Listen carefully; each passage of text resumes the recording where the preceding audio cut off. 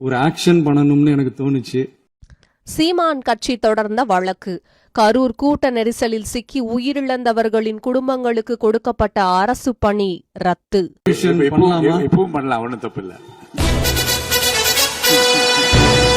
கரூர் கூட்ட நெரிசல் உயிரிழப்பு சம்பவத்தில் உயிரிழந்தவர்களின் குடும்பத்தினருக்கு கருணை அடிப்படையில் அரசு வேலை வழங்கும் அரசாணையை சென்னை உயர்நீதிமன்ற மதுரை கிளை ரத்து செய்துள்ளது. மேலும் இந்த சம்பவத்திற்காக கருணை அடிப்படையிலான நியமனங்கள் வழங்கப்பட்டால் இதுபோன்ற பல்வேறு சம்பவங்களில் பாதிக்கப்பட்டவர்களும் இதே போன்ற வேலை வாய்ப்பை கோரி முன்வர வழிவகுக்கும் என்றும் நீதிமன்றம் குறிப்பிட்டுள்ளது.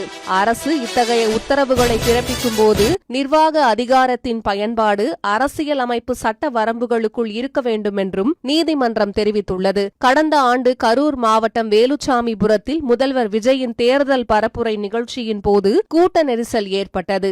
இதில் 41 பேர் உயிரிழந்தனர். இவர்களுக்கு கடந்த ஜூலை மாதம் விஜய் கரூர் மாவட்ட ஆட்சியர் அலுவலகத்தில் நடைபெற்ற நிகழ்ச்சியில் 31 பேருக்கு கருணை அடிப்படையிலான அரசு பணி நியமன ஆணைகளை வழங்கினார். இதை எதிர்த்து நாம் தமிழர் கட்சி சார்பில் நீதிமன்றத்தில் தொடரப்பட்ட வழக்கில் அரசாணை ரத்து செய்யப்பட்டுள்ளது.